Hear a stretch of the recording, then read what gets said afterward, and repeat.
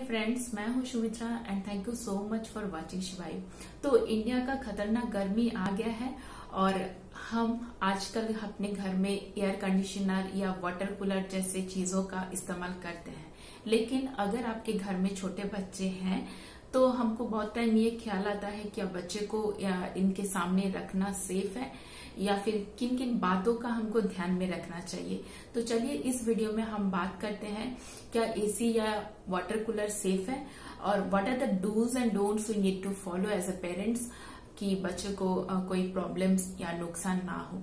तो फर्स्टली हमको एक बात ध्यान में रखना चाहिए, बच्चों का जो बॉडी टेम्परेचर होता है वो कंपेयर टू हम जो एडल्ट्स होते हैं उनसे थोड़ा सा ज्यादा होता है और उनका जो छोटा छोटा स्वेट ग्लैंड्स है उनसे स्वेट निकल के बॉडी टेम्परेचर रेगुलेट करता है। बच्चे को गर्मी थोड़ा सा ज्यादा लगता है हम कंपेयर टू एडल्ट्स। तो ऐसे अगर बच्चे को गर्मी लगता है वो प्रॉपरली अगर स्लीपिंग टाइम स्पेशली मैं बात करूं तो प्रॉपरली अगर स्लीप नहीं हो पाता है गर्मी के वजह से तो बच्चा खिचखिचा सा रहता है, अच्छे से खाना नहीं खाता है तो अगेन वो प्रॉब्लम होता है। तो बच्चे को स्पेशली स्लीपिंग के टाइम, सोने के टाइम एक प्रॉपरली मॉडरेट रेगुलेटेड टेम्परेचर में रखना बहुत जरूरी है।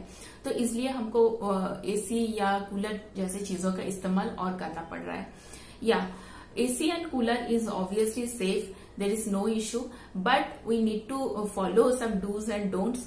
तो वो क्या है हम बात करते हैं। फर्स्टली एक चीज आपको ध्यान में रखना चाहिए, अगर एसी या कूलर आप इस्तेमाल कर रहे हो, बच्चे अगर सो रहा है या फिर बैठा भी हुआ है, उसका जो जहां से हवा निकल रहा है उसके सामने उसको फेस करके सोना या बैठना नहीं चाहिए, क्योंकि जहां से ठंडा हवा निकल रहा है उसके सामने बच्चे अगर सोएगा या बैठेगा, बच्चे का जो नॉस्ट्रिल है, नाकों का जो छेदे हैं, कानों का जो छेदे हैं, वो ठंडा हवा उनसे डायरेक्टली उसमें बॉडी के घुसता है, देन उसको ठंडा लग जाने का चांसेस और बढ़ जाता है और लॉन्ग टर्म में मैं बात करूंगी तो बीमार पड़ने का चांसेस और बढ़ जाता है। तो आप अवॉइड करो, अगर बच्चा सो रहा है या बैठा भी हुआ है तो डायरेक्टली उसके साथ फेस टू फेस ना हो जहां से ठंडा हवा निकल रहा है। सेकेंड बात हो गया, बाहर के साथ अंदर का टेम्परेचर डिफरेंट जितना से जितना कम हो सके वो आपको ध्यान में रखना चाहिए। अगर मैं बात करूं जैसे स्पेशली हम क्या करते हैं, हम अपने बेडरूम्स में एसी लगाते हैं और जैसे कॉमन एरिया हो गया, जैसे आपका डाइनिंग स्पेस हो गया, बैल्कनी हो गया या फिर दूसरे रूम हो गया, और प्रॉपरली जैसे पूरा घर या फ्लैट हम लोग का एयर कंडीशनिंग नहीं रहता, तो बच्चे अगर सडनली रूम से बाहर जाता है अंदर आता है, ये टेम्परेचर डिफरेंस अगर सडन होता है उनके लिए, ठंडा गर्मी गर्मी ठंडा, इसकी वजह से और ठंडा लग जाने का चांसेस बढ़ जाता है। तो एक proper regulated temperature, moderate temperature होना भी जरूरी है। तो आप जो एवरेज टेम्परेचर होता है 23 टू 27 डिग्री सेल्सियस हमको फॉलो करना चाहिए, इस रेगुलेटेड टेम्परेचर में रखना चाहिए और बहुत ज्यादा चिली जैसे बहुत ज्यादा ठंडा करके रखना नहीं चाहिए। नेक्स्ट बात हो गया, अगर बेबी सोया हुआ है तो आप उसके ऊपर एक पतला सा हल्का सा ब्लैंकेट डाल दें, क्योंकि बेबी को भी एक मतलब कोजी वाला टेम्परेचर, कोजी जैसा एनवायरनमेंट अच्छा लगता है और ठंडा जो है वो बेबी को डायरेक्टली हिट भी नहीं कर पाएगा, तो ठंडा लग जाने का चांसेस भी कम रहता है। तो आप बेबी के ऊपर जब सो रहा है तो एक पतला सा ब्लैंकेट जरूर डाल दें। हाँ, अगेन ऐसा नहीं बहुत बड़ा या मोटा वाला, देन अगेन प्रॉब्लम हो सकता है, क्योंकि बहुत टाइम बच्चे उठ जाता है नींद से, ये वो एक्सीडेंटल चीजें होने का चांसेस रहता है। तो एक पतला छोटा वाला उसके लिए जो स्पेशली है वो आप डाल सकते हैं उसके ऊपर। एसी जहां पे है उसके नियर बाई एरिया ड्राईनेस हो जाने का चांसेस बहुत ज्यादा बढ़ जाता है। तो बच्चे अगर एसी के नीचे सोया हुआ है तो आप कोशिश करो जब वो सो रहा है उसके नाकों के आसपास, नॉस्ट्रिल के आसपास थोड़ा सा ऑयल लगा सकते हैं, क्योंकि ये ऑयल उसको हेल्प करेगा, जो नेसल पैसेज है, नाकों का जो छेदे हैं, वो ड्राइनेस हो जाने से बेबी को हेल्प करेगा। और बेबी का जो होंठ है वहां पे आप देसी घी, होममेड घी लगा सकते हैं, अगेन वो ड्राइनेस हो जाने से बचाएगा, ये नेचुरल है। और सेकेंडली जैसे पूरा बेबी का जो बॉडी है, बेबी का जो स्किन है वो मॉइस्चराइज रखना बहुत जरूरी है, क्योंकि एसी स्किन को बहुत ज्यादा ड्राई कर देता है। तो बेबी को आप डेली बेसिस में मॉइस्चराइजर, लोशन ये लगाएं, क्योंकि बेबी का स्किन मॉइस्चराइज रखना बहुत जरूरी है, क्योंकि इनका स्किन जो है बहुत ज्यादा डेलिकेट होता है, बहुत ज्यादा नाजुक होता है और बहुत जल्दी ड्राई हो जाता है एसी की वजह से। तो आप ये बातों का भी ध्यान रखें। वाटर कूलर अगर आप अपने घर में इस्तेमाल कर रहे हैं तो मैं बोलना चाहूंगी, वाटर कूलर जो है वो बहुत ज्यादा घर को या रूम को जो है ह्यूमिडिफाई करता है, एक बहुत ज्यादा चिपचिप सा मतलब इन्वायरमेंट बन जाता है।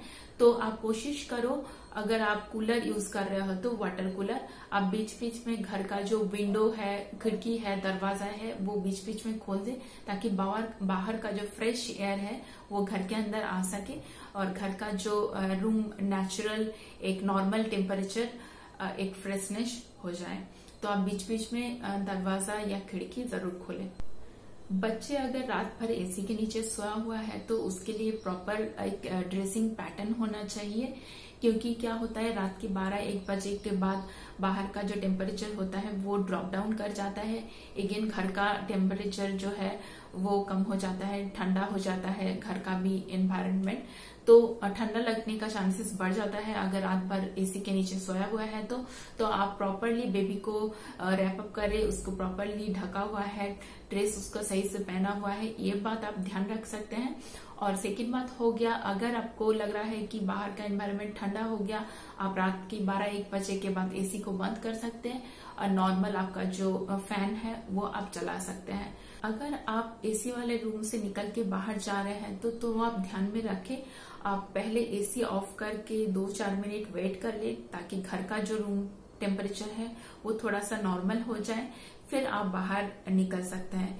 क्योंकि अचानक से ठंड वाला रूम से बाहर आप गर्मी में फिर टेम्परेचर, ये सडन टेम्परेचर डिफरेंस बेबी के लिए अच्छा नहीं होता है, बेबी को ठंडा लगने का चांसेस बढ़ जाता है। तो आप इन बातों का ध्यान रख सकते हैं।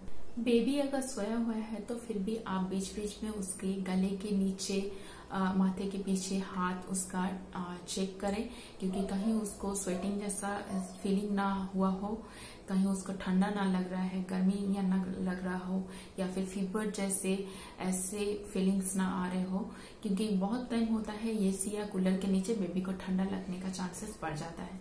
तो आप इन बातों का ध्यान रख सकते हैं, कहीं बेबी को ठंडा, गर्मी ये सब परेशानियां ना हो। तो एसी या कूलर को properly time to time cleaning and maintenance, उसका सर्विसिंग करना बहुत जरूरी है, क्योंकि एयर कंडीशनर क्या करता है, बाहर का जो टॉक्सिक मटेरियल्स होते हैं, पॉल्यूटेंट होता है, उसका एसी का जो फिल्टर्स होता है उसमें जाके जम जाता है। अब जब इसी से हवा घर में आता है, उसके अंदर कहीं टाइम वो टॉक्सिक मटेरियल रह जाता है जो हम ब्रीथ करते हैं। अगेन वो बच्चे के लिए अच्छा नहीं है, क्योंकि उसमें बहुत सारे खतरनाक पॉल्यूटेंट, ये सब टॉक्सिक मटेरियल्स ये सब रहता है।